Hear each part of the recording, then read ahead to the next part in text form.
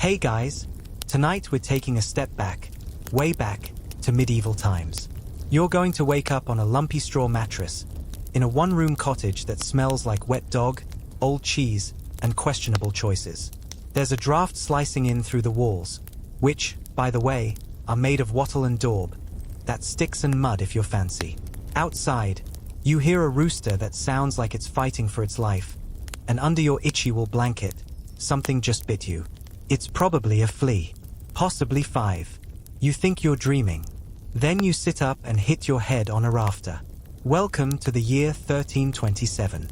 You probably won't survive this. So, before you get comfortable, take a moment to like the video and subscribe, but only if you genuinely enjoy what I do here. And if you're listening from somewhere unique, post your location and local time. I love seeing how far this sleepy little history crew reaches. Now, dim the lights, maybe turn on a fan for that soft background hum, and let's ease into tonight's journey together. You blink groggily. The room is dim, lit only by the sliver of grey light leaking through a cloth-covered hole in the wall they call a window. The straw mattress crunches beneath you, and it's not a comforting sound.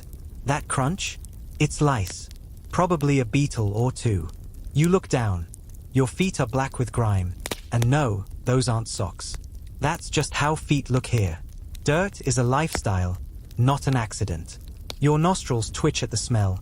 Old tallow candles, stale sweat, and last night's chamber pot, which no one's emptied.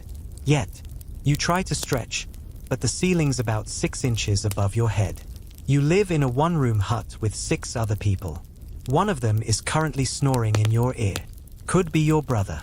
Could be the neighbor. Who knows? Personal space hasn't been invented yet.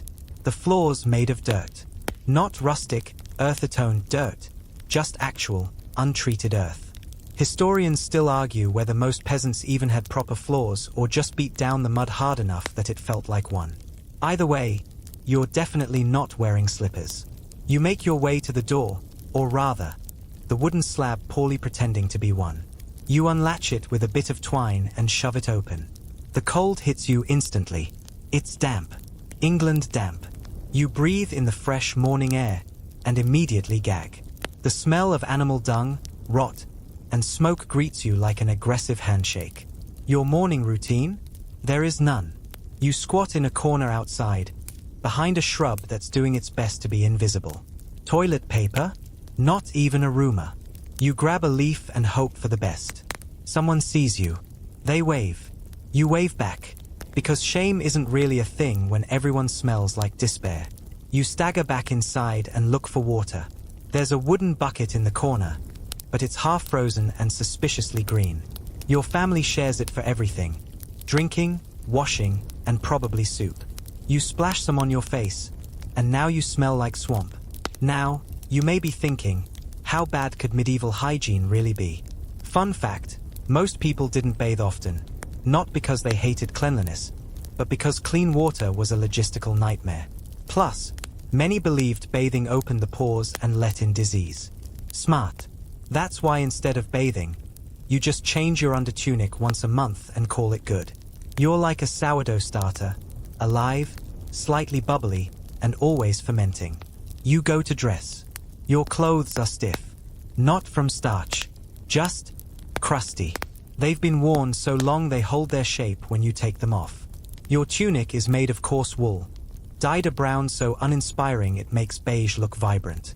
You pull on your hose, basically medieval tights, and lace up your leather shoes, which feel like wearing angry pancakes on your feet.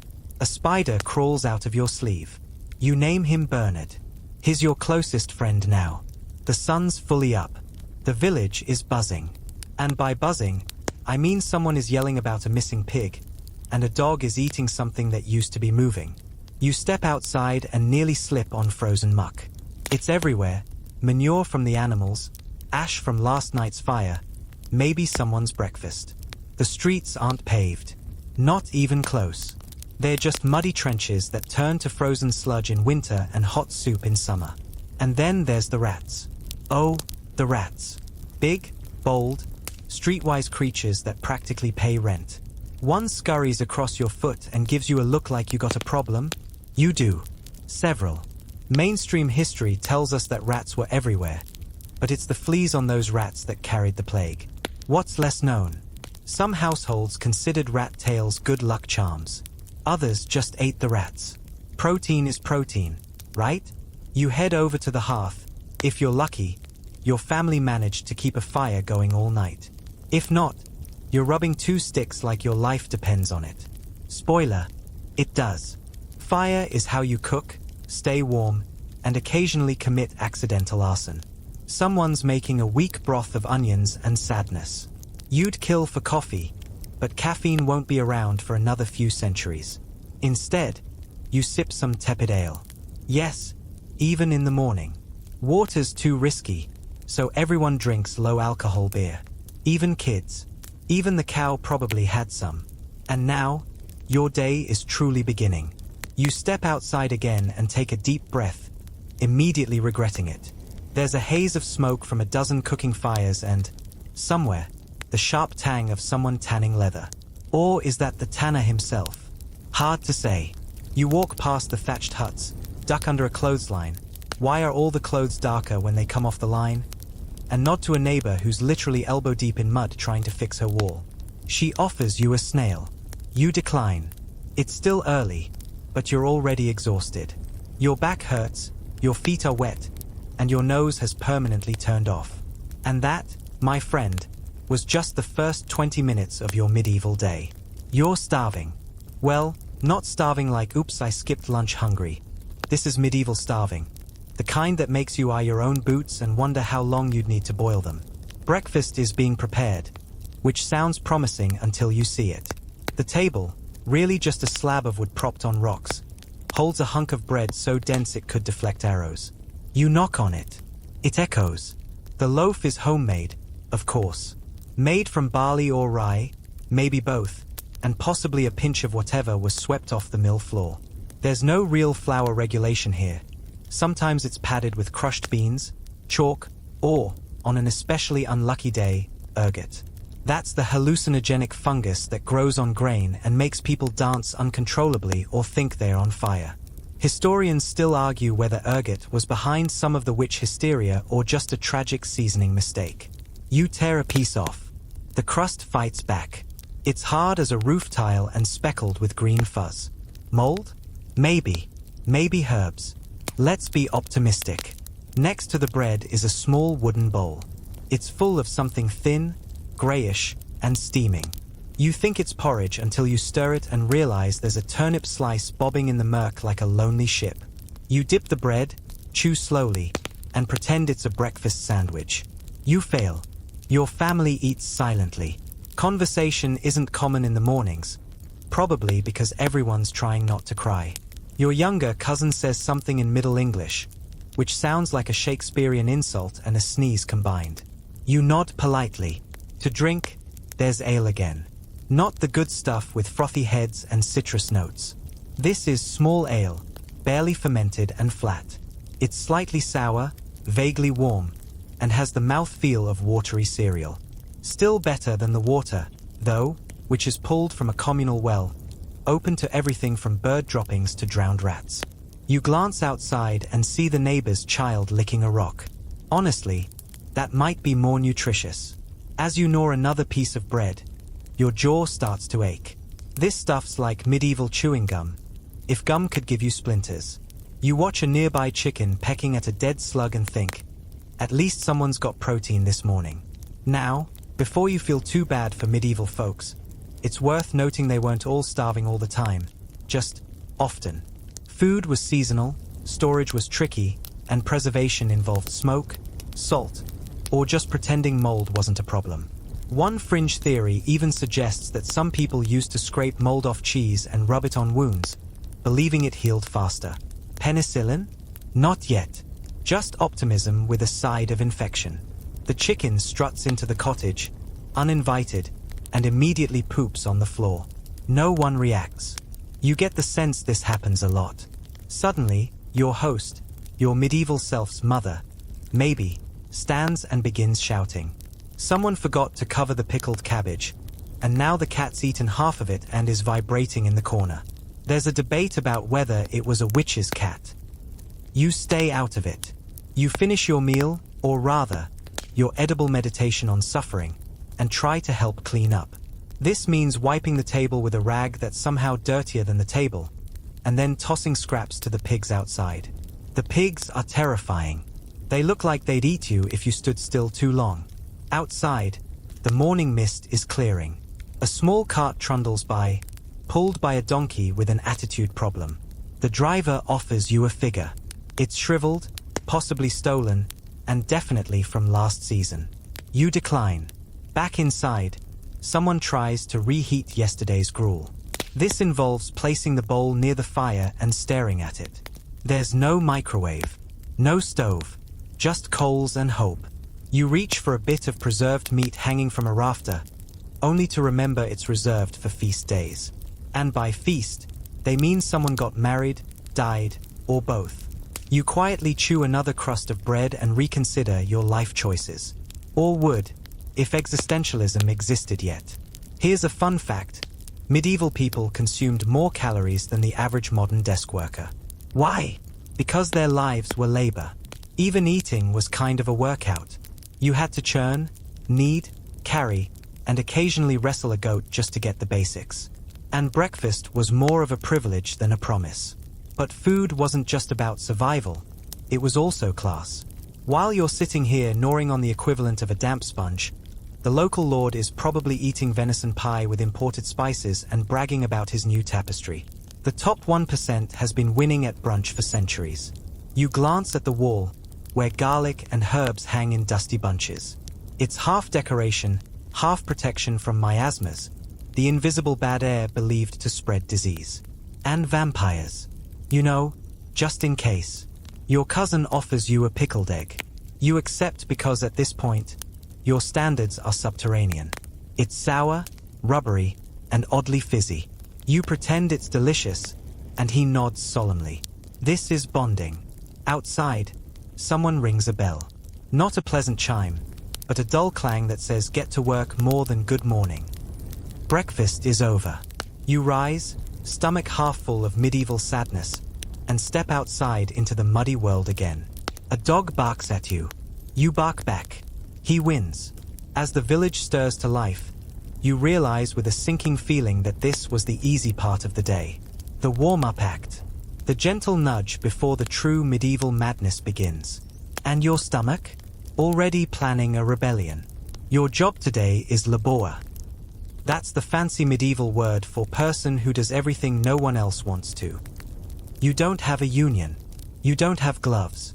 You have a rake with one missing tooth and a back that's about to become very familiar with pain. You trudge to the fields, feet squelching in cold mud. The air smells like manure and frost and effort. You pass your neighbor, who is already knee-deep in a drainage ditch, fishing out a half-drowned sheep and yelling in French. He doesn't speak French. It's just what yelling sounds like here. The fields are a patchwork of frost-covered dirt and regret. You're expected to plow today, which is unfortunate, because you're about as trained in agriculture as a houseplant. The oxen look skeptical. So do your companions, two other peasants who nod at you solemnly, as if to say, we know. We were you once. You grab the plow. It's made of heavy wood and metal, and it bites into the earth like it holds a grudge. You heave. Nothing happens. You heave again. The oxen snort as if mocking you. By the third try, the plow lurches forward, and your arms are already noodles. The work is punishing. For hours, you walk in crooked lines, pushing this medieval torture device while your feet slip in muck. Your boots are soaked, your hands blister, and the oxen pass gas with alarming volume. You keep going because stopping means a sharp rebuke, or worse, a visit from the bailiff. Let's be clear, peasant life wasn't lazy cottagecore bliss. It was relentless labor from sunrise to sunset, 6 days a week, and sometimes 7 if God was feeling needy. One mainstream fact: most peasants didn't even own the land they worked. They rented it from the lord of the manor, paid in crops or coin, and still owed him extra work for things like repairing his fences or just because. Around mid-morning, your stomach growls. You take a break, pull out your lunch, a piece of cold bread, a raw onion, and a tiny lump of cheese that smells like betrayal. You eat it sitting on a rock, watching steam rise from the oxen's backs. One of your companions pulls out a flask of something homemade. It smells like paint thinner and courage. You sip. It burns all the way down. Congratulations. You're awake again. You get back to it. The sun climbs. Your shirt sticks to your back. Your feet ache. Your lower spine begins whispering threats. Around midday, you look at your hands, blistered, raw, one bleeding slightly. There's no Neosporin here, just some honey and a whispered prayer. You suck it up. Now here's a quirky tidbit. Some laborists were paid in ale. Yes, actual beer wages. It wasn't even considered weird, just hydration with a buzz. Others were paid in food or firewood, and some just got nothing. Just the satisfaction of not getting whipped. Economists still debate whether this counts as a job or just glorified survival. Suddenly, a rooster screams. Not crows, screams. It's being chased by a dog who's being chased by a child who's being chased by their mother. It's the most entertainment you've had all day. You pause, lean on your plow, and chuckle softly. The oxen don't care. Back to work. Now you're helping patch a fence. It's barely holding together, made from crooked branches and the power of wishful thinking. Your job is to jam new stakes into the half-frozen ground. You hit your thumb with a hammer made from a rock tied to a stick. You do not cry. You just taste colors for a moment and move on. By now, your muscles are shaking. Your breath comes in white puffs.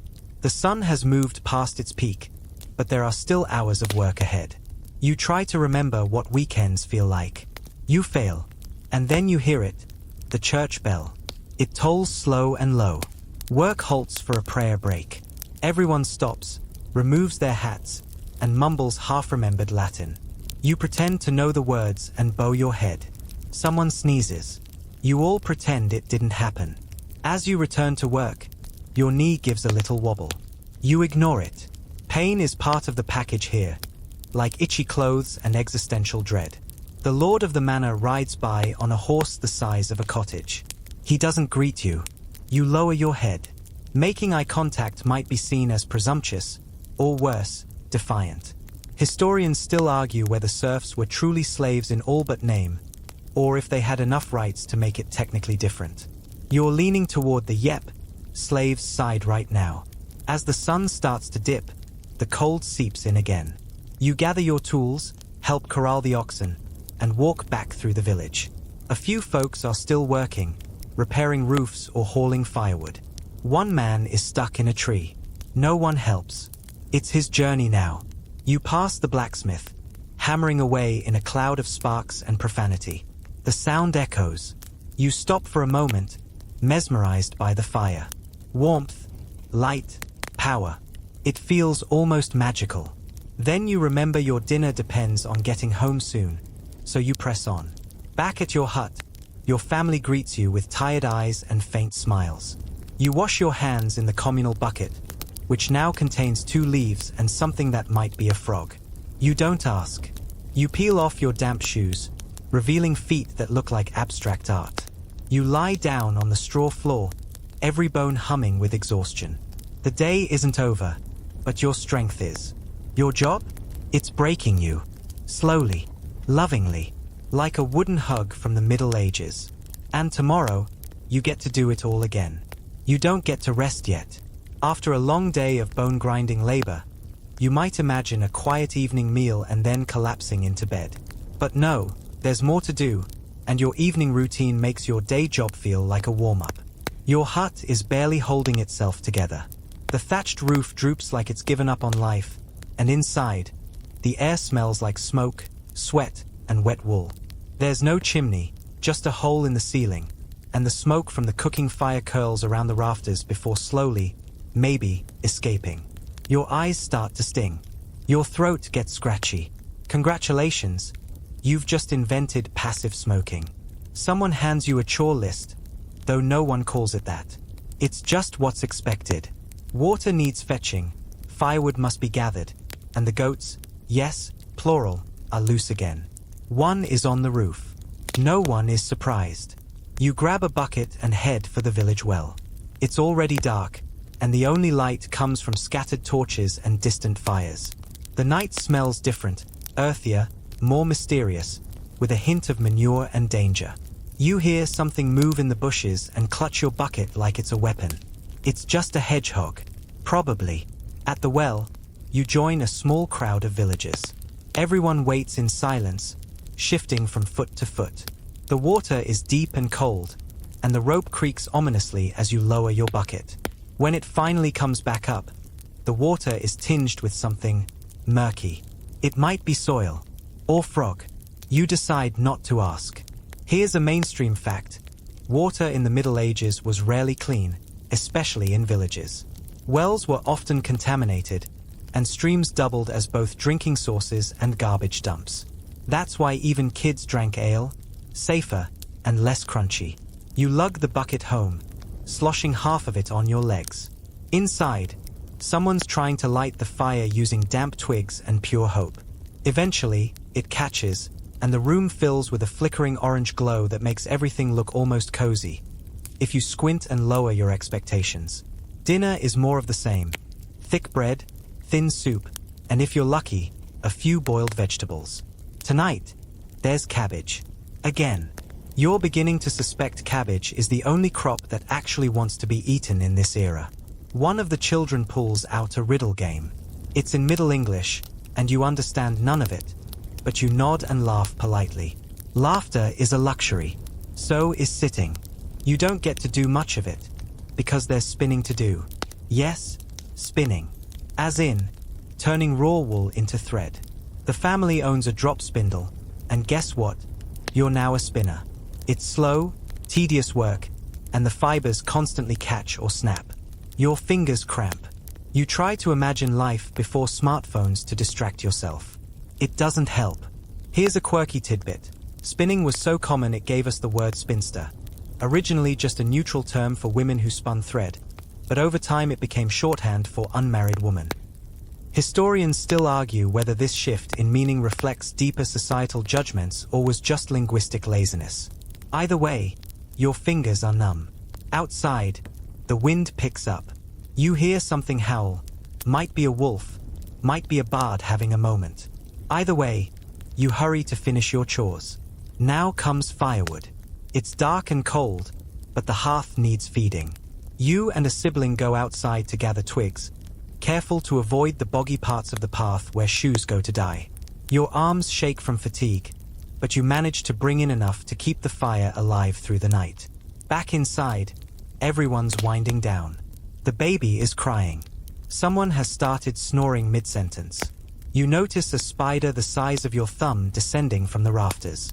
It pauses halfway, possibly contemplating taxes.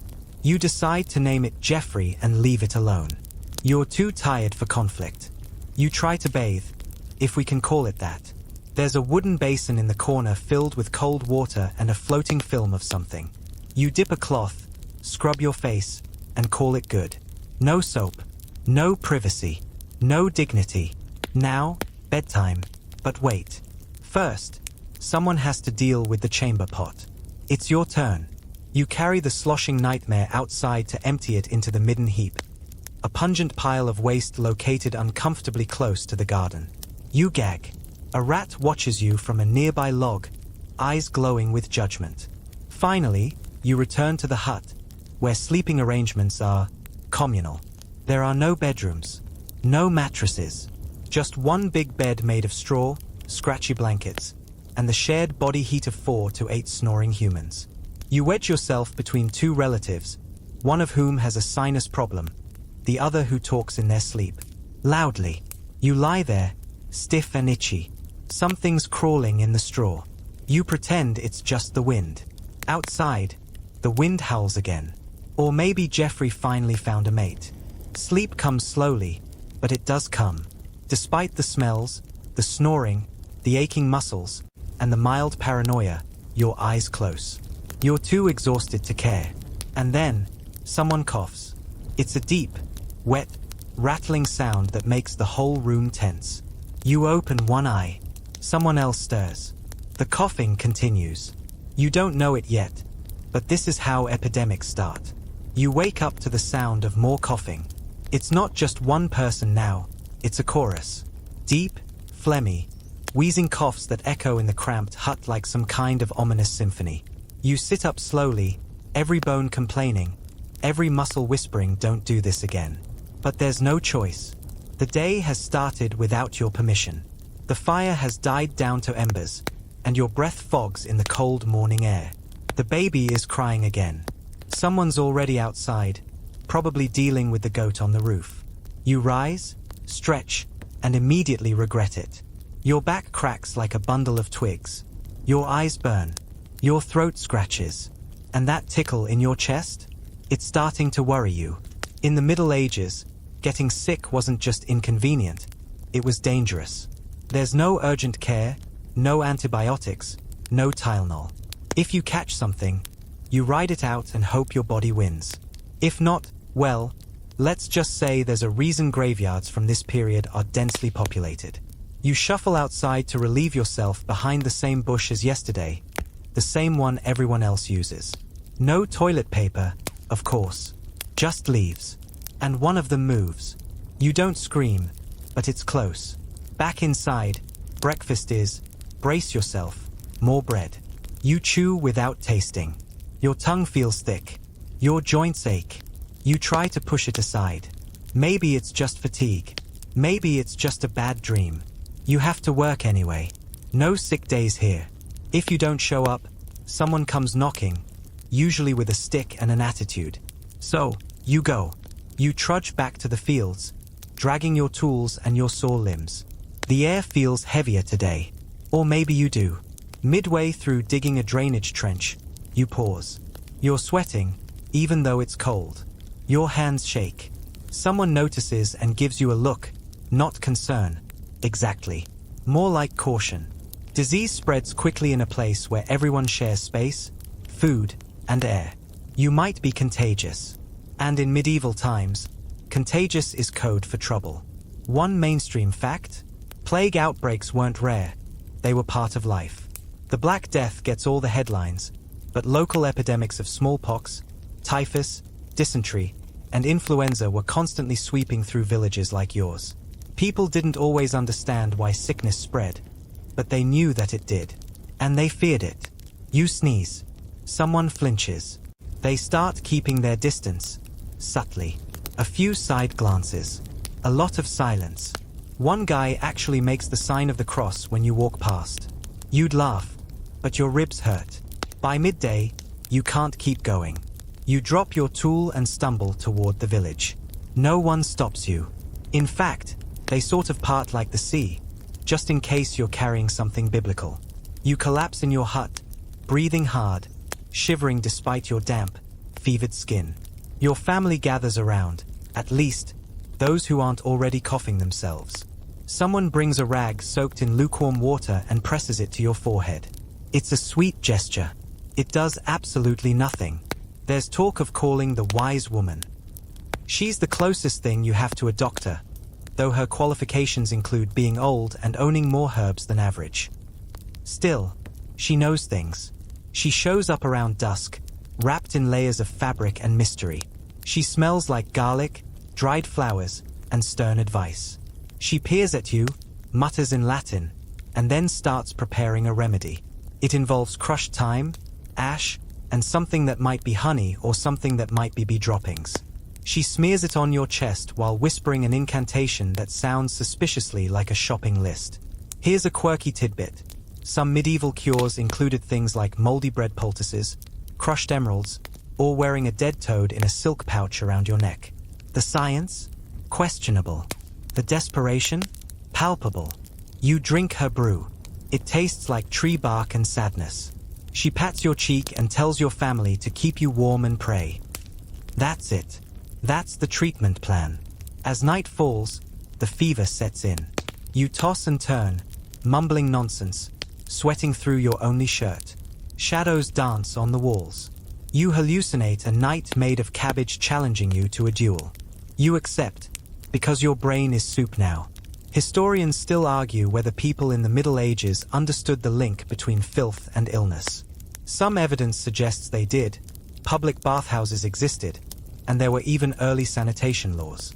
But others point to the casual mingling of rats, rotting food, and people with open sores as proof that germ theory hadn't exactly caught on. The next few days blur together. You drift in and out of sleep. Your body feels like it's filled with bricks. Sometimes you wake to the sound of someone else coughing. Sometimes you wake to silence, which is worse. You hear murmurs, talk of quarantine, of sending you to the leper house, even of digging a hole just in case. But then, slowly, the fever breaks. Your cough fades. Your strength begins to return. You've survived.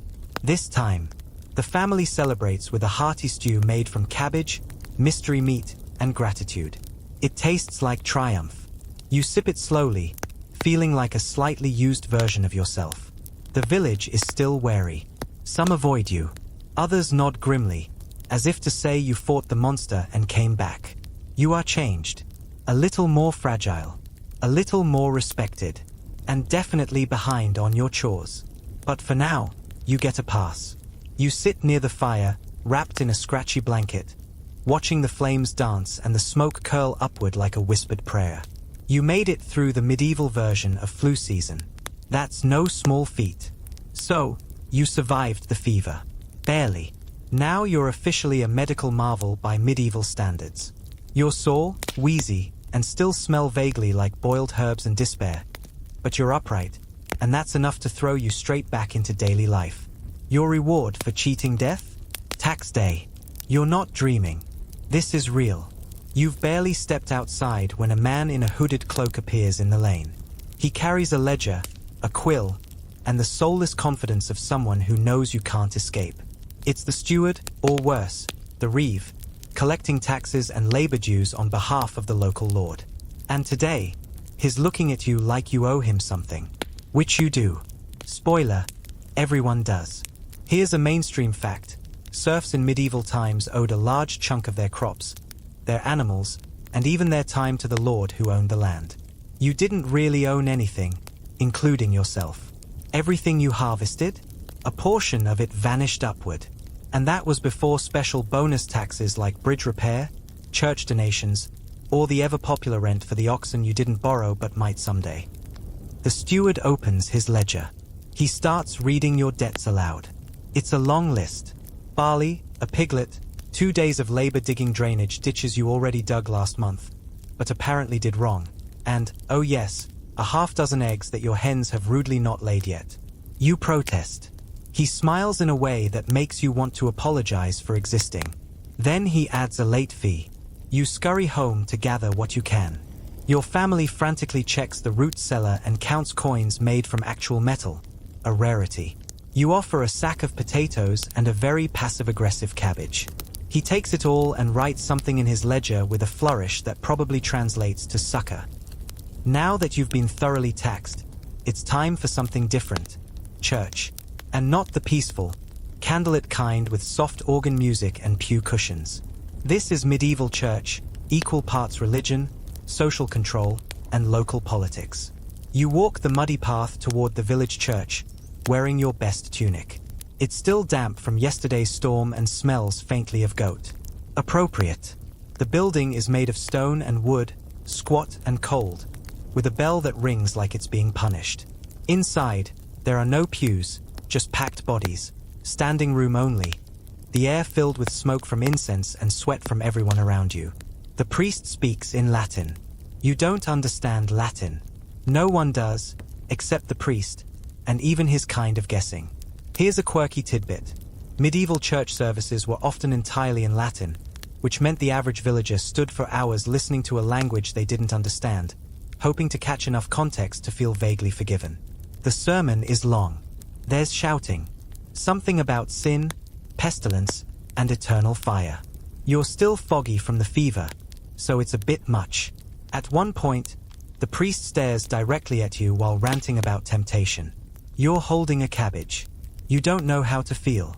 After the service, the church warden does his rounds. That's right, another tax. This one's for the upkeep of the church roof, which hasn't been fixed in 3 years but might collapse on you any Sunday now. You toss in a copper coin and receive a nod. Redemption, apparently, costs about 1 turnip's worth. Then comes the fun part, confession. You kneel on a stone floor that's colder than your future. The priest opens the shutter, peers at you like he's judging your haircut, and tells you to confess your sins. You hesitate. How much time do you have? You mumble something about envy. He tells you to say 10 paternosters and avoid impure thoughts. You nod solemnly while actively wondering if impure thoughts include stealing extra bread crusts. Historians still argue whether the medieval church was more a force for social cohesion or suppression. On one hand, it provided structure, charity, and a shared worldview. On the other, it often reinforced inequality, superstition, and fear-based obedience. You're leaning toward option B as you shuffle back out into the cold. But church isn't just spiritual, it's political. News is passed in murmurs outside the nave. Who's dying, who's marrying, who got caught stealing onions. You hear a rumor that the Lord might raise taxes again. Someone sighs so hard they nearly dislocate a lung. And just when you think your day can't get any heavier, here comes justice. A commotion breaks out near the square. A young man has been caught stealing a loaf of bread. He's tied to a post while the crowd gathers. You stand among them, heart pounding. The air feels still, heavy. This isn't entertainment, exactly, but it's not just punishment either. It's theater, medieval style. The reeve steps forward. He declares the sentence, a day in the stocks. Simple enough. But then someone suggests flogging instead, to set an example. The crowd murmurs in approval. The young man weeps quietly. You try not to watch. You watch anyway. Here's the kicker. Punishment in this era isn't about reform. It's about fear, public shaming, humiliation, pain. A brutal reminder that even if you're starving, stealing food can cost you everything. Justice is loud, visible, and usually bloodstained. And you just survive it. Eventually, you return home. The sky is darkening, and your hands are stiff from cold and stress. You sit by the hearth and replay the day in your head. Debt, religion, punishment. You're emotionally exhausted in a way you didn't know existed. And your fever's threatening a sequel. You don't speak. No one does. The fire cracks. Someone stirs the pot of soup. Outside, the wind moans again. You're starting to realize, life here isn't just hard. It's constant. Every part of your day, from your work, to your beliefs, to your punishment, is shaped by someone else's rules. And even when you do everything right, it still isn't enough. You go to sleep hungry. Again. But hey, at least you didn't end up in the stocks. You wake to shouting. Not the angry, domestic kind. This is the unmistakable shout of panic. Something is wrong. You bolt upright, hitting your head on the low beam again. At this point, it's basically a daily forehead massage, and stumble outside barefoot, heart racing. There's smoke in the air. Not a warm, comforting hearth smoke, but thick, acrid plumes climbing into the early dawn sky. You cough and shield your face. It's coming from the edge of the village, near the carpenter's cottage. Fire. A real one. And there's no fire department. No hoses. No trucks. Just terrified villagers with buckets. You run with them, joining the disorganized chaos. A chain of people has formed between the river and the burning building. They are passing buckets hand to hand, but the fire is already leaping to a neighboring thatched roof. You hurl water that does almost nothing. Your arms ache. Your eyes sting. Your lungs burn. This is your quirky fact. Most medieval towns were made almost entirely of wood, with thatched roofs, open flames, and little concept of fire breaks. One stray spark from a cooking fire could erase half a village in a single, smoky afternoon. You manage to help douse part of the fence, but the carpenter's home is lost. His family stands outside with whatever they could carry, mostly spoons and sorrow. They're lucky to be alive. Someone mutters about divine punishment. Someone else says witchcraft under their breath. Because of course, nothing in the Middle Ages is just bad luck. It's always someone's fault. You return to your hut reeking of smoke and ash, only to find a chicken has died. Just keeled over in the night. That's more than breakfast lost. That's part of your winter survival gone. Your mother wraps it in burlap and mutters a prayer. You get the sinking feeling this day isn't going to improve. You're sent to the village stream to wash up and refill water. The path is muddy, still soaked from recent rains, and someone's horse has left a generous surprise right where you step. Barefoot. You sigh the sigh of a soul that left its body 2 mud puddles ago. You reach the stream. It's cold and fast, the kind of water that bites your skin. You dip the bucket, scrubbing your hands roughly. But there's something off. Too many people gathering, whispering, staring at the water. Then you see it. A body. Not fresh, not whole. Something half-floating among the reeds downstream. A boy, no more than 10. No one knows who he is. He wasn't from your village. Maybe a traveler's son.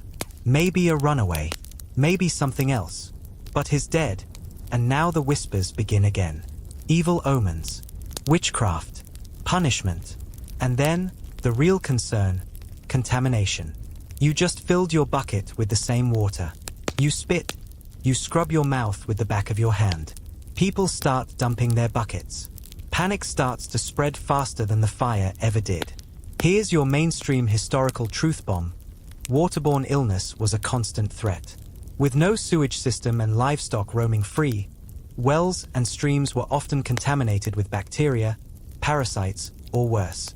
Cholera and dysentery weren't just diseases.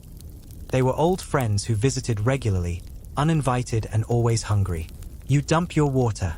You don't have a choice. Now, the village has to decide. Where else can you drink? There's one old well behind the church, but it's nearly dry. Another option is to boil water, but firewood is scarce, and everyone's on edge after this morning's blaze. Historians still argue whether medieval people fully understood the dangers of drinking unclean water. Some evidence suggests they preferred ale or weak beer because it was safer. But whether that was due to germ theory or just the fact that water tasted like pond scum, no one fully agrees. Back home, your family starts boiling water in shifts. You take turns fanning the flame. The hut fills with smoke and steam. Everything smells vaguely burnt. The pot hisses like it's angry. You're starting to feel sick again. But this time it's not the fever. It's the dread. The village reeve calls a meeting in the square. Everyone gathers, shivering in the morning chill. He announces a community action day, which is code for free labor. You're to help repair the burned houses, rebuild the fences, and fetch wood from the forest. You sigh. You always sigh. You have no more sighs left, but somehow, you find one. So, off to the forest you go, with an axe too dull to threaten butter and boots made of hope. The forest is damp, shadowy, and louder than you'd like. Birds, yes, but also twigs snapping, and the eerie creak of trees that sound like they're whispering. You remember a tale someone told about fairies luring people into the woods and stealing their eyes. You decide to hum. Fairies hate humming. Probably. You chop wood until your arms go numb. The axe blisters your palms, and your stomach growls. You gnaw on stale bread you brought along. Mostly crust, mostly disappointment. A squirrel watches you, judging. At some point, you pause to rest and realize you're not alone. You spot 2 men you don't recognize. Rough clothing, hunched postures, quiet voices. They're watching you, half concealed behind trees. Bandits? Poachers? Runaways? You don't ask. You lower your gaze and move back toward the path, walking steadily, calmly. This is the part where you pretend you're not terrified. That you don't know that the woods outside your village are full of desperate men with nothing to lose. And that sometimes, people disappear out here. Not eaten by wolves, just never seen again. You make it back with your bundle of sticks, heart thudding. You drop the wood, shake the mud off your boots, and fall onto your sleeping mat. Everything aches. Your face is soot-streaked. Your hands are splintered. And your soul is, frankly, done. But there's one last indignity waiting. As you drift towards sleep, a bug crawls across your chest. You slap it, but it's too late. Bed bugs, fleas, lice, they're part of the deal. You sleep with them. Literally. They nibble at your scalp like tiny, disrespectful hairstylists. Welcome to the Middle Ages. Again. The next morning, you wake up scratching. Not just a little, full body, Olympic-level scratching. Your scalp, your arms, the backs of your knees. Everything itches like you've rolled in hay and betrayal. You sit up and see them. Little black dots skittering along your straw-stuffed blanket. Fleas. Again. You already know the drill. Your tunic goes straight into the wash basin, where a pungent mix of lye soap and curses await. You dunk your head in water that's somehow both too cold and too murky. Scrub until your scalp burns, and then dig out your least ragged spare shirt, still damp from last week's rain. Here's your quirky tidbit for the day. Flea-repelling amulets were once sold in markets. Tiny fabric bags filled with herbs like wormwood or lavender, worn on belts or tucked under pillows. Did they work? Absolutely not. But they smelled like effort, which is half the battle. Today is market day. You're actually kind of excited. In theory, it's a break from the grinding sameness of medieval life. A chance to trade, gossip, snack on overpriced roast turnips. Maybe even hear some music. You set off with a bundle of goods. A basket of eggs, your hens finally laid a few, a small flask of vinegar, and a ruffle scarf you've been knitting for what feels like 19 years. The road to the market is bumpy and overrun with other hopeful traders. You trip 3 times, but at least it's not raining. Yet, when you arrive, it's everything you imagined, and less. Mud everywhere, the kind that eats shoes. A juggler drops all his pins and swears under his breath. A man selling meat pies has a beard that definitely has meat pie in it. A sheep escapes and is being chased by 5 children and 1 very confused duck. Still, the energy is buzzing. You weave through stalls selling dried fish, pewter trinkets, suspiciously aggressive onions, and pottery that cracks if you look at it too hard. Everything smells like a mixture of sweat, smoke, and wild garlic. Kind of delicious? You trade your vinegar for a wedge of cheese. The seller claims it's matured. Judging by the smell, it may also be haunted. You pocket the cheese proudly. Protein is protein. Then you try to sell the scarf. A woman eyes it, sniffs it. Yes, actually sniffs it, and shakes her head. Too scratchy. You mutter something about texture being a feature. She walks off. You have better luck with the eggs. A merchant offers you a piece of copper and half a loaf of bread in exchange. You consider it, haggle, then accept. You just made a trade, medieval style. No digital receipts, no price matching, just vibes and vaguely threatening eye contact. Here's a mainstream historical fact. Medieval markets were often regulated by local lords or town councils, with strict rules about weights, measures, and even what prices you could charge. Break the rules? You could be fined, lose your stall, or worse, get thrown into the local stocks and publicly pelted with cabbages. Not metaphorical ones. Real, judgmental cabbages. You're browsing a spice cart when someone yells, "Pickpocket." You freeze. For one soul-numbing second, you think they mean you. But no, it's a skinny teen darting between stalls, clutching a pouch. A stall owner gives chase. People cheer. A barrel gets kicked over. A goose joins in, because geese love chaos. You decide now's a good time to leave. On the way home, your legs start to ache. You've walked miles in worn-out shoes, carrying more than you left with, and you're already dreading whatever chores are waiting. You pass a traveling friar preaching about sin, repentance, and the dangers of women who braid their hair too temptingly. He gestures directly at a startled goat. You don't stop. At home, things are not peaceful. Your younger sibling has somehow managed to fall into the hearth. Not the fire, thankfully, but the ash pile. They're covered in soot and inconsolable. Your father's trying to mend a fence with rope and pure stubbornness. Your mother's making soup, which is mostly water, hope, and 1 very tired carrot. You drop your market haul on the table like treasure. Cheese, bread, and a slightly bruised turnip you forgot you bartered for. It's the culinary equivalent of a group project. Underwhelming but better than nothing. Then, just as you're about to eat, there's a knock on the door. No one knocks here. People shout, or barge in. A knock is ominous. You open the door to find a stranger in a long tunic, with a clipped accent and a scroll. Here's from the local manor, delivering a decree. All villagers must present themselves next week for muster, a mandatory gathering for training and potential military service. Your stomach drops. You, a soldier? Historians still argue whether most peasants were regularly conscripted or only called up in emergencies. Some say militia service was rare and symbolic. Others claim it was a grim reality for many villages, especially during regional skirmishes or peasant uprisings.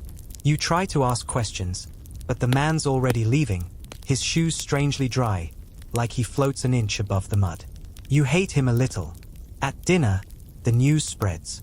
No one's happy. Your uncle mutters about an old battle where half the conscripts didn't return. Your neighbor claims the whole thing is a plot to distract from tax hikes. Your little sibling puts a carrot stick on their head and says they're ready for war. You laugh. Kind of.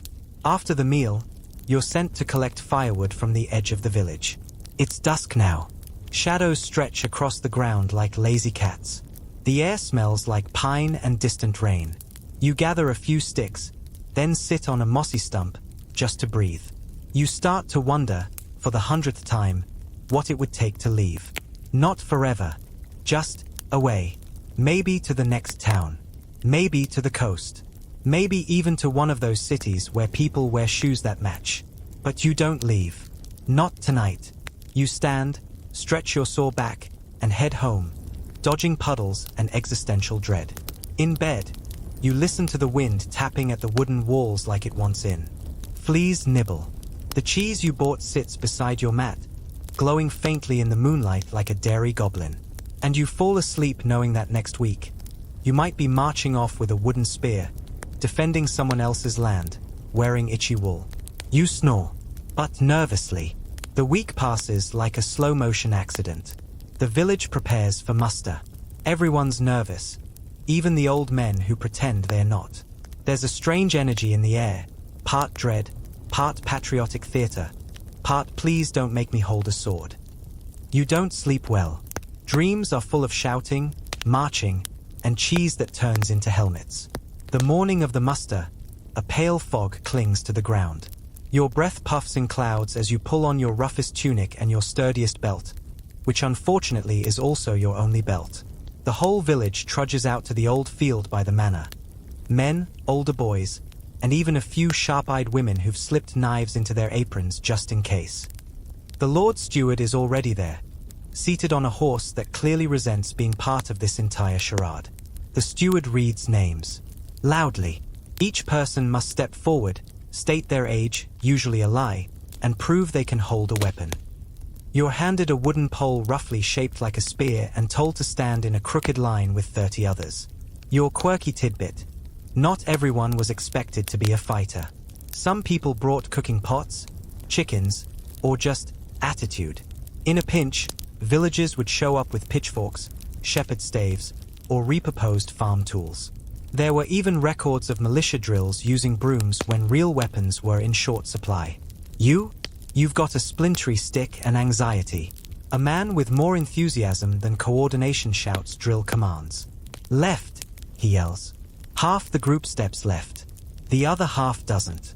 A small brawl breaks out over someone stepping on someone else's foot. You stay very still. Then comes the mock sparring. You're paired with a neighbor, a wiry, beat-faced boy who's clearly never held a stick before and swings it like it's a fishing rod. You flinch. He whacks you on the arm. You whack him on the ear. It's the world's least graceful duel. Everyone laughs, including the steward, who mutters something about useless but entertaining. Here's a mainstream historical truth.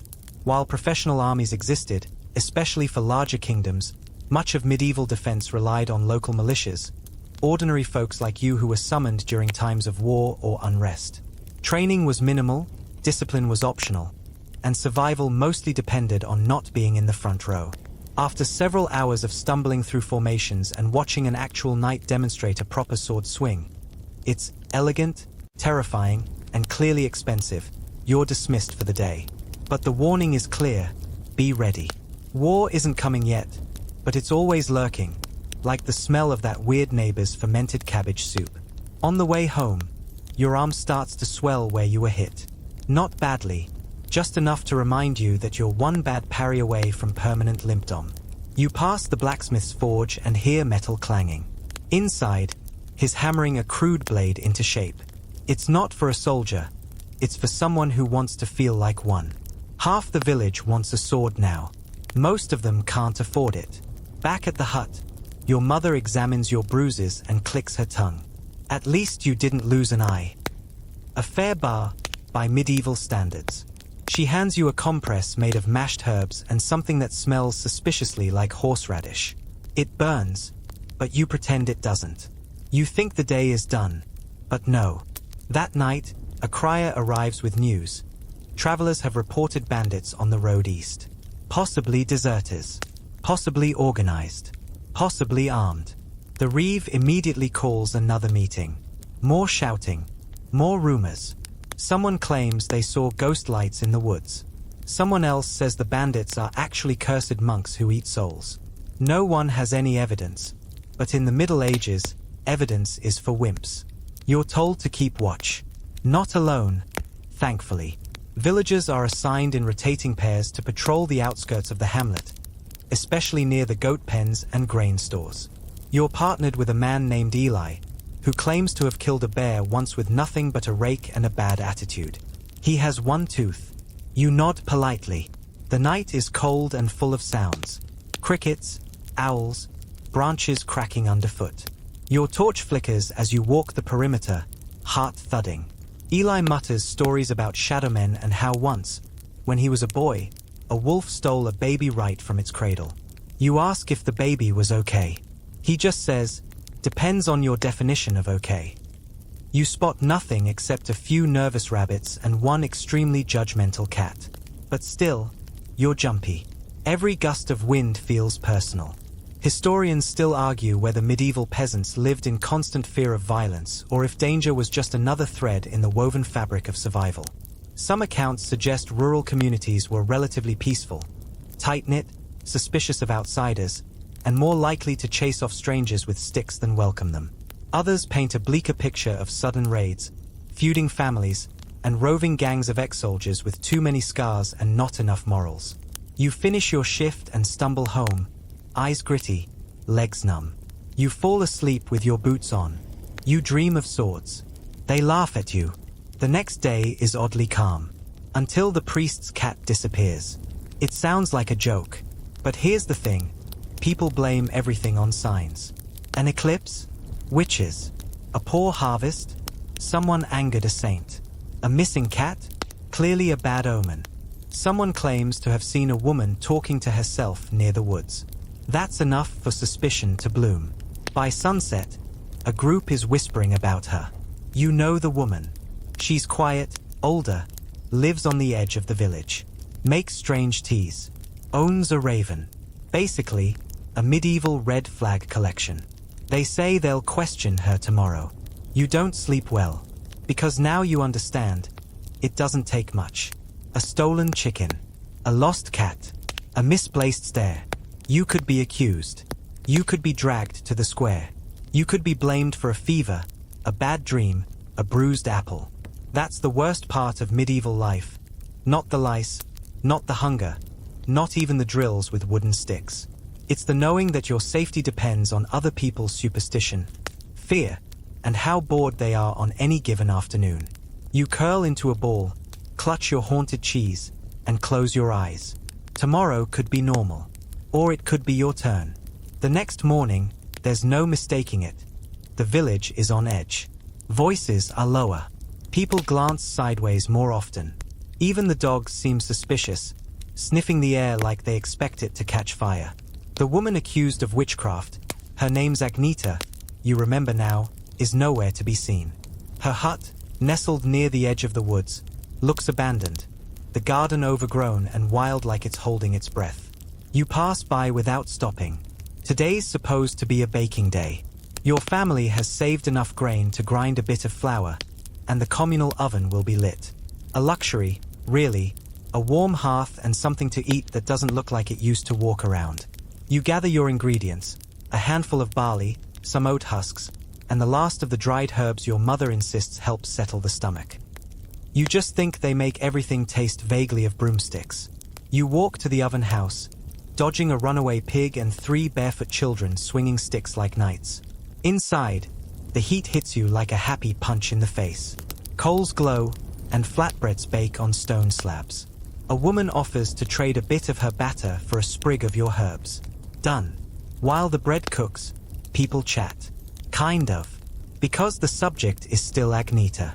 Someone claims they saw her drawing symbols in the dirt. Someone else says her raven whispered a warning. Another swears she once healed a sprained ankle with a poultice of moss and frog spit. Here's your quirky tidbit. Frog-based remedies were actually a thing in the Middle Ages. There's a record of a frog being tied around the neck to cure throat infections. Science? No. Vibes? Absolutely. You speak up gently. Say Agneta once gave your sister herbs when she had chills, and it helped.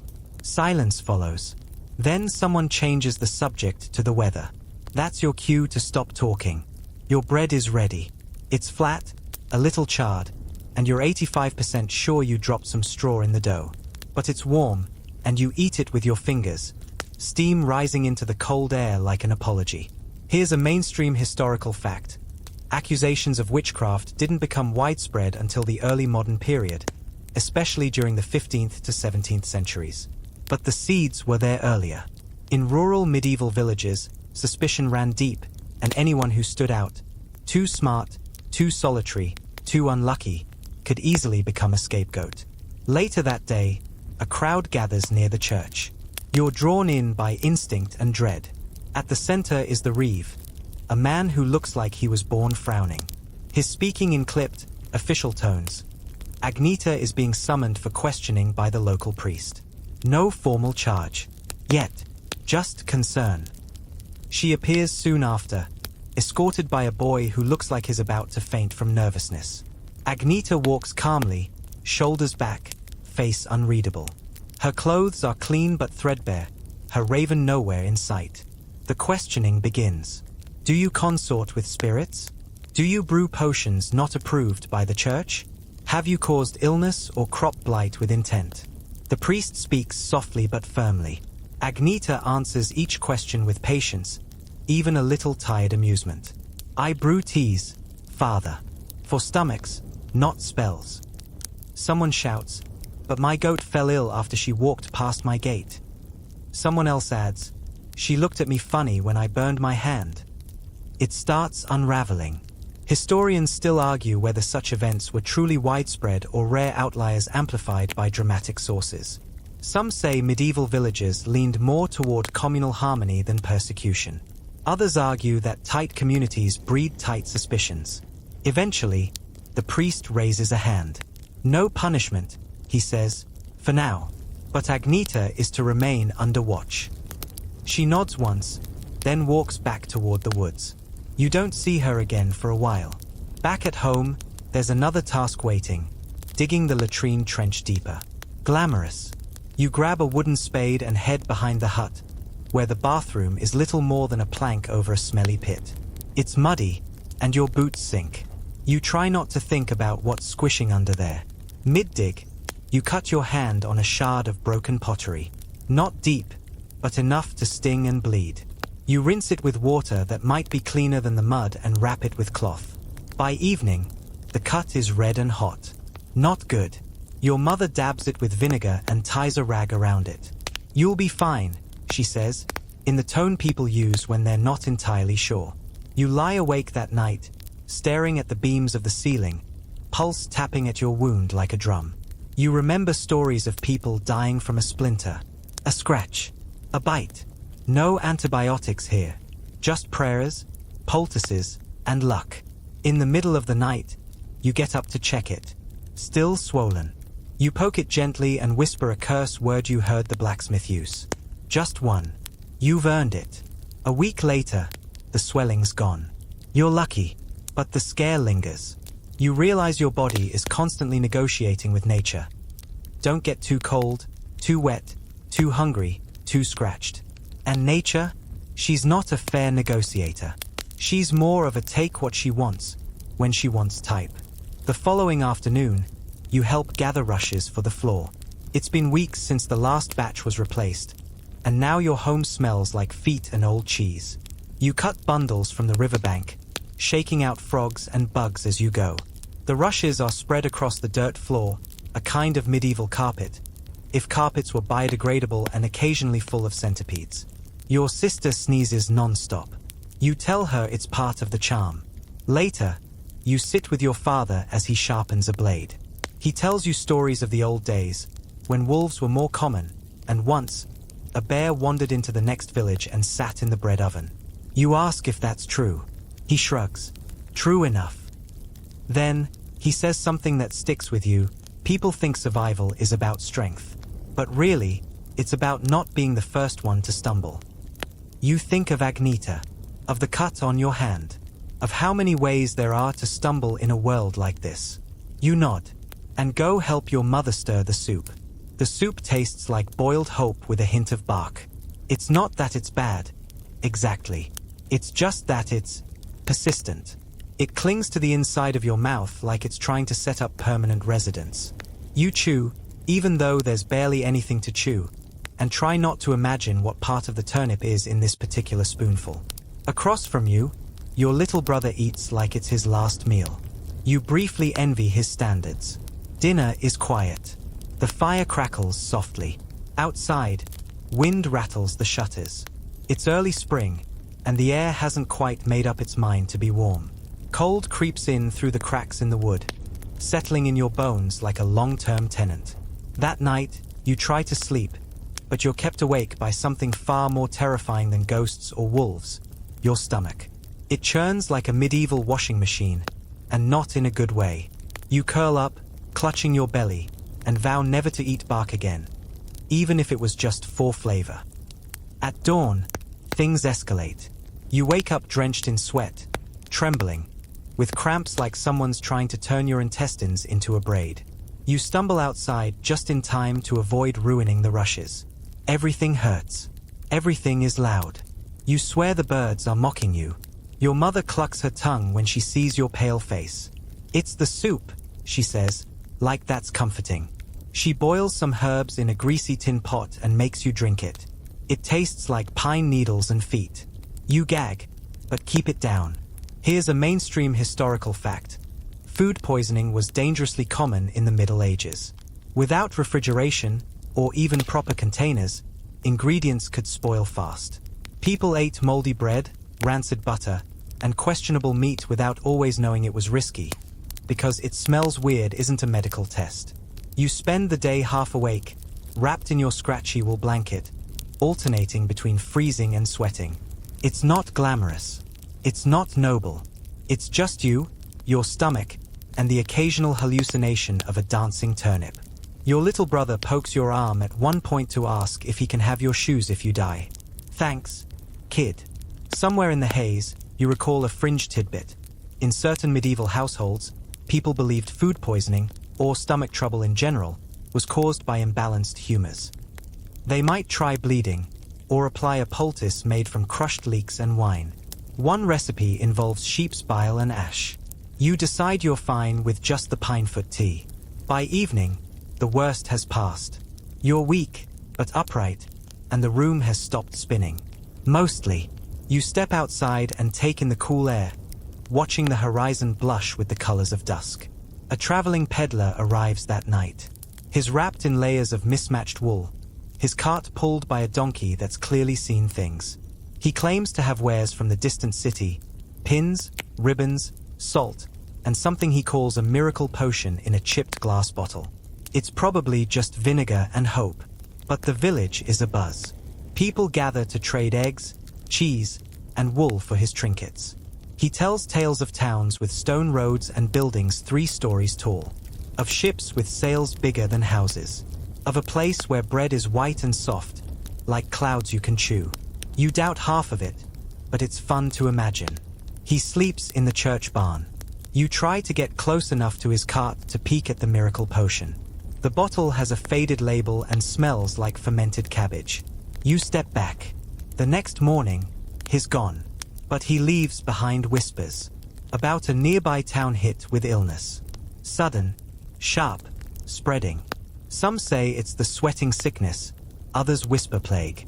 You hear a child ask, "What's the difference?" And the answer is a shrug. And now the anxiety creeps in again. The thing about disease in medieval times is that it doesn't knock. It barges in, eats your stew, kicks your goat, and leaves you with a funeral. And you've already used your near-death sick day this week. You help gather herbs, just in case. Your mother's determined to be prepared. She says elderflower can ease fevers. You say elderflower tastes like sadness and twigs. She doesn't laugh. You wonder, briefly, what people feared more, illness, war, or hunger. Historians still argue whether plague outbreaks terrified villagers more than annual crop failures or noble tax raids. Some say disease was so common, it was almost routine. Others believe every outbreak carried a lingering fear of divine punishment, especially if it started just after someone cursed near the church. You sleep with a clove of garlic under your pillow. It's supposed to ward off infection. It mostly just smells strong. But in a world without hospitals, you take what you can get. The next day is clear and warm. A gift, really. You walk down to the stream with a bucket and your thoughts. The water is cold, fast, full of spring melt. You splash your face and try not to think about germs. They weren't called that yet, of course, but you know that whatever made you sick is probably having a swim right now. Back at the hut, you help patch the roof. A loose board had been knocking in the wind, driving your father crazy. He shows you how to hammer the wooden peg back in place without splitting the board. You do it wrong twice, then sort of right on the third try. Progress. And that's the quiet miracle of medieval life. Moments like this. The small, steady rituals that hold the chaos at bay. Patching a roof, stirring a pot, sharpening a blade, listening to the wind and hoping it doesn't carry bad news. It's a fragile kind of peace, but it's real. Later, you sit with your sister, shelling peas. She asks what the world looks like beyond the forest. You make something up. Cities of silver, roads of stone, skies with stars that spell your name. She giggles. You smile. Because even if your stomach betrayed you and your neighbor thinks you're cursed by association, tonight feels a little safer. You climb into your straw bed, itch a flea bite, and close your eyes. For once, your dreams are quiet. You wake up to bells. Not the soft, melodic kind, either the heavy clang of iron on iron that means something serious is going on. Your heart starts racing before your feet hit the floor. The village bell only rings like this when there's danger. Fire, attack, or something worse. You scramble into your boots, still damp from yesterday's stream visit, and shove open the wooden door. People are already running, a blur of cloaks, shawls, and half-tied tunics. Smoke curls in the sky, thin and black. Not a house fire. The smoke's too far off for that. Someone shouts, "They're coming from the hills." You grab your coat. Your mother pushes your sister into your arms. Go. Hide. The trees. Now. Her face is hard and pale and doesn't allow for argument. You run. Into the woods, past the old well, through the low thicket that scratches your legs and face. Your sister trips, cries out, but you yank her up and keep going. Behind you, the shouting gets louder. A baby screams. A dog barks, then yelps. You find a hollow under an uprooted tree, where the roots reach up like twisted arms. You pull your sister in and cover her mouth. You listen. Horses. Shouting in a language you don't understand. This isn't a game. Here's your mainstream historical fact. Medieval villages were often vulnerable to raids, particularly in border regions or during feudal disputes. Lords fought with neighboring lords, mercenaries switched sides for the right price, and civilians were usually just collateral. One of the riders passes close enough that you see the mud on his boots and the glint of something metal. He doesn't look your way. Your sister sobs quietly. You squeeze her hand and whisper a lie. It's almost over. Historians still argue whether such raids were as frequent and devastating as some sources suggest. Chroniclers loved drama, and stories of pillaging and plunder made for exciting copy. But archaeological records show both ruin and resilience. Maybe it depended on the season, or who was watching. Eventually, the noise dies down. You wait longer, just in case. When you finally crawl out, the sky is dim with smoke. The village still stands, but it's been chewed on. A fence is broken. A thatched roof has collapsed. The church door hangs crooked. The animals are gone.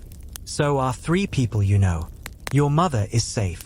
She hugs you so tightly you can't breathe and doesn't let go for a long time. Your father has a cut above his eye. The blood makes it look worse than it is. He says they came fast, took food, coins, anything shiny. One man tried to stop them. He didn't succeed. The next day is for rebuilding. You carry buckets of water to douse the lingering embers. Someone finds a hen hiding in the woods and holds it up like treasure. Your sister picks a flower and gives it to the boy whose goat is missing. It's all anyone can do. But the fear doesn't vanish with the smoke. It clings. People start watching the horizon more carefully, sleeping in shifts, reinforcing doors with branches and stones. Someone suggests digging a pit trap.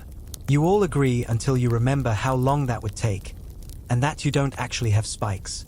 The Reeve calls a meeting. He says the raiders were probably mercenaries passing through, that they won't come back. You all pretend to believe him, but from that point on, every dog bark jolts your nerves. Every creak of wood sounds like a sword being drawn. To lighten the mood, you help with something cheerful, dung collection. Yes, dung. You and 2 other kids are tasked with collecting manure to dry and use for fuel. It's warm. It's fragrant. It squishes between your fingers in a way that's memorable. You joke that you should open a perfume shop. Nobody laughs, but someone snorts. You pass by Agneta's hut. It's empty now. She's gone. No one knows where. Someone says she fled before the raid.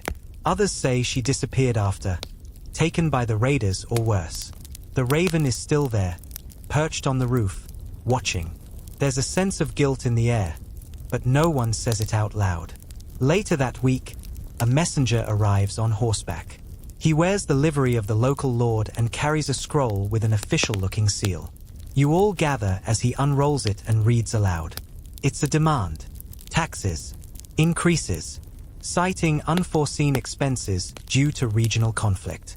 You must send grain, wool, and laboris to the castle in the coming month. Failure will result in punishment. People groan. Someone spits. Here's your quirky tidbit. Medieval taxes didn't always come in coin. They could be paid in chickens, honey, or even work hours. There were records of people owing 1 day of sheep herding or 2 sacks of clean rushes. It's like a really stressful version of barter. Your father volunteers to go to the castle with the offerings. You beg to go with him, not because you want to, but because staying behind feels worse. He says no. You spend the next day helping prepare the tribute. Cleaning wool, measuring grain, counting chickens. You grow attached to one hen with a lopsided comb. You name her Queen Elizabeth. She pecks your thumb and waddles away with regal indifference. The departure is early and silent. Your father and 2 other men pack the offerings into carts. Your mother gives him a kiss that lasts longer than usual. You don't cry, but your sister does. You watch until the carts disappear behind the hill. The next few days are long and quiet. The chores get done, but no one sings while they do them. The meals are eaten, but with less conversation. Even the children play more softly. The village has a bruise now. You can't see it, but you feel it when you walk, when you work, when you lie down. On the 5th day, your father returns. Exhausted, sore, but alive. He says the castle smells like wet stone and ambition. The lord barely glanced at the offerings, too busy planning a hunting feast. They eat like kings, he says. Then, after a pause, because they are. He brought something back, a loaf of bread from the castle kitchens. It's soft, fluffy, white as snow. You've never tasted anything like it. Your mother slices it thinly, and you each get 1 bite. It tastes like another world. One that's probably not for you. But for a second, you let yourself imagine. What if you could stay in the castle, wear a velvet tunic, eat soft bread every day? What if life was safer, cleaner, grander? Then you remember, castles come with their own dangers. Rats, scheming, falling tapestries, probably less fresh air. You go back to your hut, crawl under the blanket, and pull the scratchy wool up to your chin. There's soot on your hands and straw in your hair. But you're still here. Your dreams that night are strange. You're standing in the castle kitchens, staring at endless rows of pies. They blink. One of them hisses.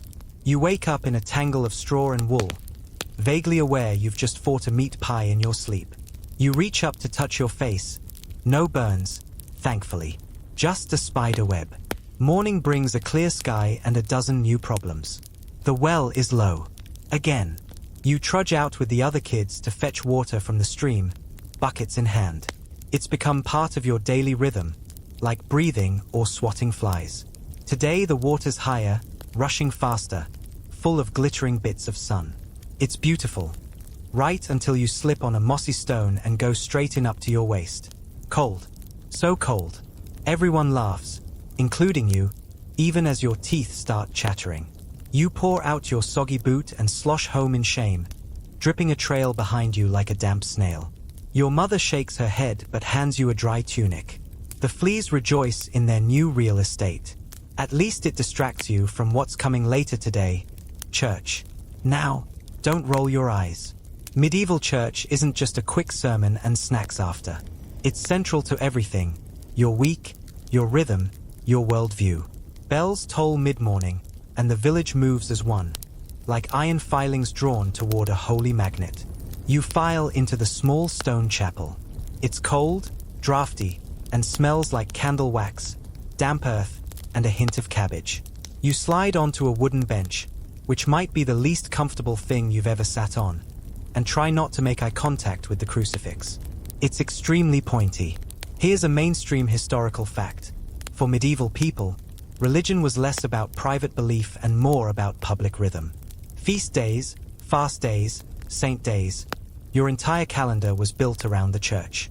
It told you when to plant, when to rest, when to fear, and when to celebrate. The priest begins in Latin. You understand maybe 4 words. Everyone nods solemnly anyway. The villagers aren't pretending. They just know that understanding isn't the point. Participation is. The sermon today is about sin. Not your fun, party-style sin. This is serious sin. Back-talking your parents, skipping chores, thinking too hard about goats in a weird way. Your eyes glaze over as the priest talks about eternal fire. Your sister passes you a beetle she found in her sleeve. You both stare at it, entranced. Church magic. Eventually, everyone kneels. Your knees complain. Someone behind you burps, and you stifle a giggle. The priest swings a censer, and the air fills with sweet, smoky frankincense. You cough. So does the old woman next to you. The little cloud of smoke hangs in the sunlight, golden and ghostly.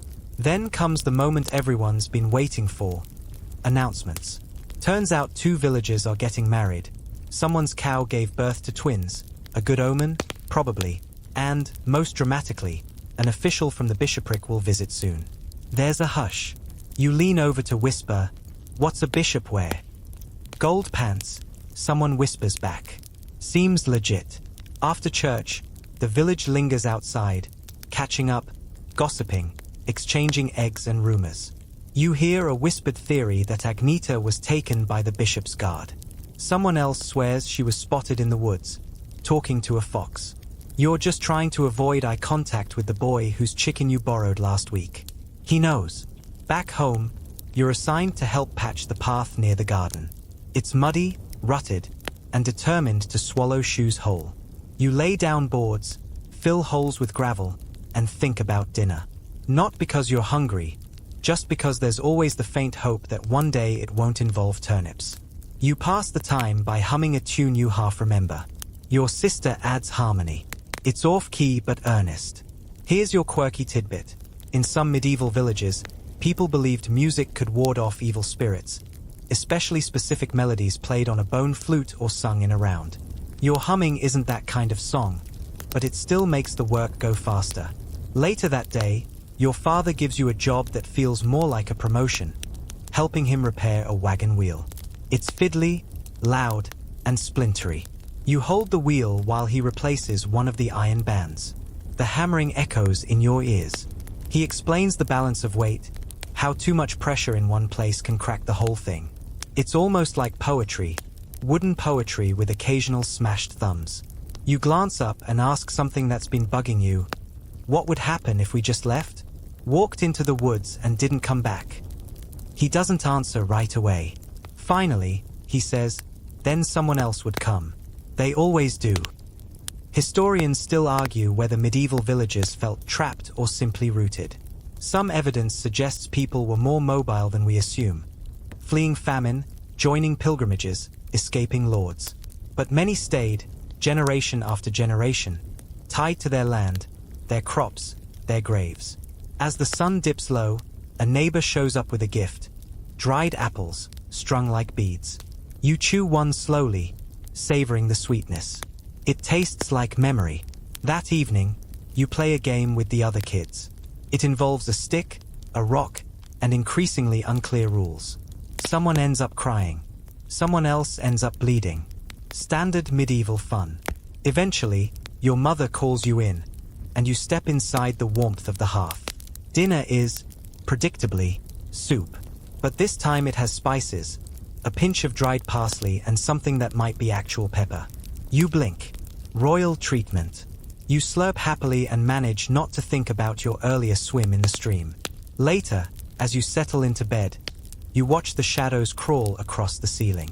The wind howls outside, rattling the shutters like a tired ghost. Your sister mumbles in her sleep about beetles and gold pants. You chuckle quietly. Not every day is disaster and fire.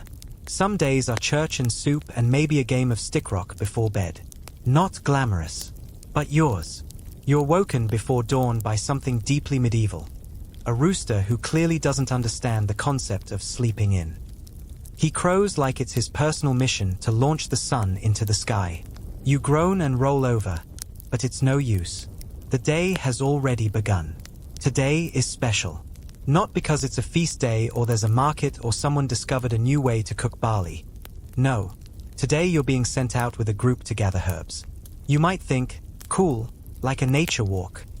Sure, but instead of trail mix and casual conversation, it's all mud, mosquitoes, and someone whispering about how that one plant definitely causes warts if you look at it too long.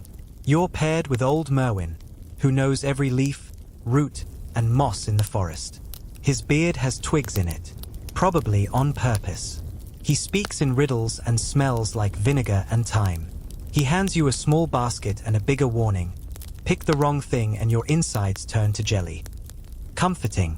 You set off into the woods. The morning air is damp and fragrant, full of pine and leaf mold. Birds trill overhead. Somewhere far off, something rustles. Too big to be a squirrel, too quiet to be a bear. You pretend not to notice. Merwin instructs you to collect comfrey for poultices, yarrow for cuts, and if you're brave enough, some nettle, because a sting a day keeps laziness away. You try not to scream when it brushes your fingers. He chuckles and mutters something about character building. Mainstream historical fact time. Medieval medicine was a mix of inherited folklore, church doctrine, and just enough trial and error to occasionally help someone. Herbalism played a big role, especially among village healers who couldn't afford exotic imports like cinnamon or myrrh. After an hour of squatting, sniffing, and second-guessing everything green, you sit on a rock to rest. Merwin pulls out a chunk of bread and a piece of what might be smoked fish or possibly a mushroom with ambitions. He chews happily and tells you a story about a man who tried to cure boils with goose feathers. It did not end well. You mention Agneta, cautiously. He doesn't flinch, just says, she knew the old ways. That scares people. Historians still argue whether women like Agneta were truly witches in the feared, magical sense or simply skilled herbalists who made convenient scapegoats. The line between wise woman and suspicious figure was often as thin as a stinging nettle leaf. Basket full, fingers sore, and brain buzzing with leaf facts, you head back. On the way, Merwin pauses, kneels by a mossy stump, and pulls out a tiny jar filled with some blackish paste. He hands it to you, For your foot. You didn't even realize your heel had started bleeding. Later that day, you're recruited to help with something new, thatching a roof. It's part craft, part chaos. The bundles of straw are heavy, scratchy, and full of suspicious little crawlers. You climb a rickety ladder that creaks like it's composing a sad song and try not to look down. One wrong step and you'll be the cautionary tale everyone uses for years. You get the hang of it eventually. Pressing, layering, tying. It's almost like braiding hair. If hair were stiff, pokey, and full of hay mites. Here's your quirky tidbit. Some medieval homes used bundles of dried seaweed as thatch if they lived near the coast.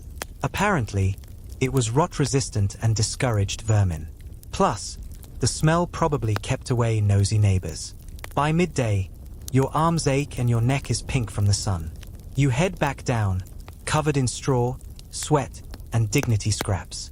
Your mother offers you a drink of watered ale, which is still safer than most village water. You chug it gratefully, even though it tastes like sadness and barley. After lunch, it's time for pig herding. Yes, pigs. You and 3 other kids are handed sticks and tasked with guiding the local pigs out to graze. They do not want to be herded. They want to run, snort, root in mud, and scream like demons in tiny hooves.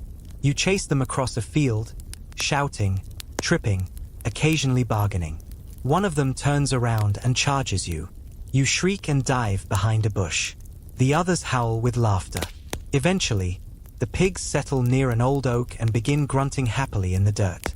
You sit on a stump, panting, mud-smeared, and wondering if you'll ever recover emotionally.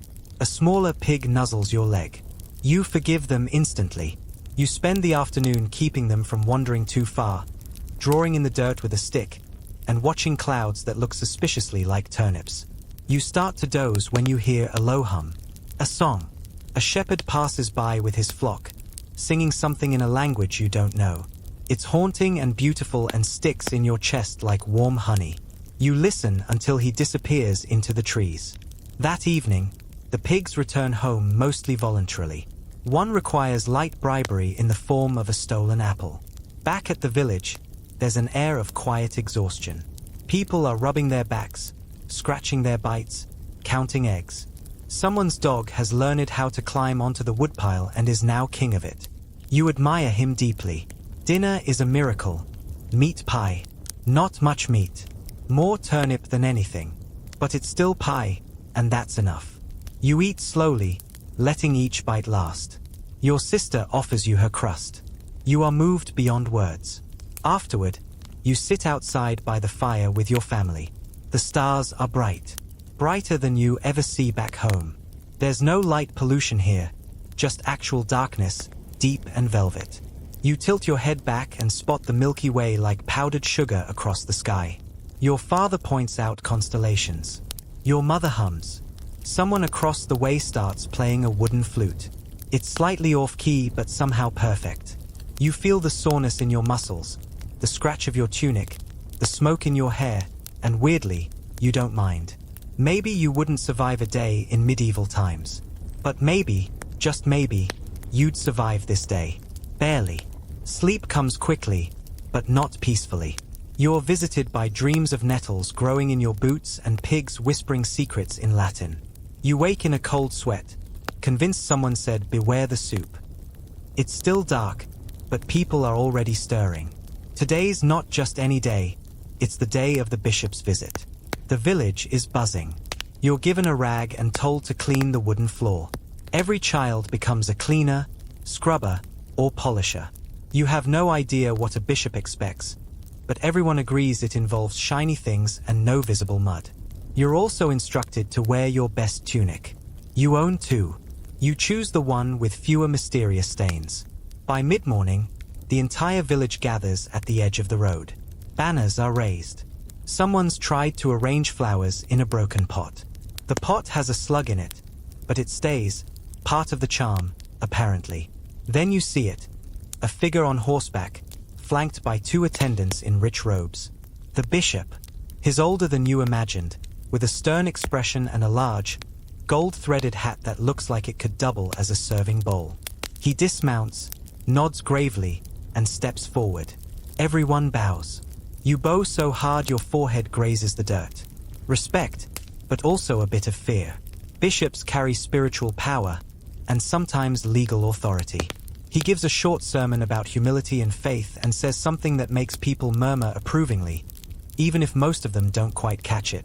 Then he blesses the village, sprinkles holy water, and accepts an offering of bread and cheese from your Lord.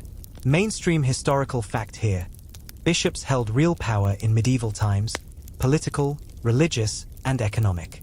Some were basically minilords, collecting taxes and influencing law. Their visits were rare but serious. The bishop speaks to your priest in low tones. You watch from behind a tree. For a moment, you think he glances your way. Then he mounts his horse and is gone in a flutter of robes and hoofbits. That afternoon, the village slowly exhales. The tension melts. People start laughing again, loosening belts, and you hear a few not-so-holy jokes about the bishop's horse having opinions about the sermon. Life snaps back to normal. You help your father repair a fence knocked over by one of the pigs. The same pig that tried to murder you. You make peace. Sort of. While you work, your father talks about the seasons. About how everything turns. Soil, sun, snow, then green again. You ask him if he thinks things ever really change. He shrugs. Not much, but sometimes that's a good thing. That evening, as the sun slants golden across the fields, you help gather wood for the coming days. There's a chill in the air now. Autumn is whispering in from the edges of the forest. You notice how the trees are starting to turn.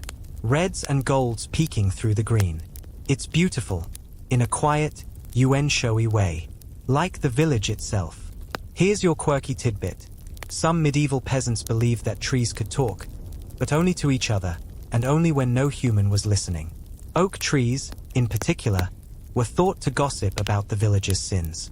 You eye the oaks warily. As the day winds down, you help prepare one last communal meal. It's nothing fancy, porridge, with a drizzle of honey from a very angry beehive that someone raided that morning. But it's warm and filling, and everyone's in a good mood. You sit around the fire, full and tired. People start sharing stories, some true, some definitely not. Your sister swears she saw a dragon-shaped cloud last week. Someone claims a goose once laid a square egg. You tell the story of your pig-herding adventure, slightly exaggerated. Laughter follows. The fire crackles. Sparks drift up like fireflies. A boy from another family sits beside you. He says he overheard the bishop say something about a plague near the coast. You go quiet. You've heard the word before. You don't like it. Historians still argue whether peasants had much real awareness of global threats. Plague, politics, distant wars, but stories traveled faster than you'd think. Warnings passed by whispers, rumors folded into prayers. You decide not to worry. Not tonight. Night falls fully, and the stars bloom overhead again. You lay back on the grass, arms tucked behind your head. Your sister falls asleep beside you, mouth slightly open, already dreaming of dragon-shaped clouds and gold pants. You think about everything you've done in just a couple of days. You've survived mud, pigs, church, almost fevers, and hostile bread. You've learned things no textbook ever bothered to mention, like how goats have surprisingly intense eye contact, and that lard makes an excellent emergency lip balm. And yet, you're exhausted. So now, we slow everything down. Wind down begins, 300 words. The fire burns low now, just gentle embers. You feel the heat on your cheeks, the cool grass under your back. Every breath is slower than the one before. You listen to the sounds around you, the soft whistle of the wind, the low rustle of someone adjusting their blanket, the quiet snuffle of the pigs nearby, already curled up and dreaming of turnips. A lullaby drifts on the air. Someone's humming. Maybe your mother. Maybe the wind. It wraps around you like a soft shawl. Your eyes flutter closed. The ache in your shoulders fades into the background. Your legs feel heavy, in that good way, like they belong to the earth now. Even your thoughts are softer, less sharp. You're not thinking about tomorrow, or the next day, or what comes after this strange little life in this strange old world. You just exist. You exist in the quiet, in the starlight, in the barely there scent of smoke and time. A chicken coos softly. You smile. And somewhere, under the same stars, another version of you lies in a bed in your own time. Clean sheets, maybe. A fan humming in the corner. The faint glow of a nightlight or a charging phone. And you realize something beautiful. You wouldn't survive a day in medieval times. But that's okay. Because you made it through the night.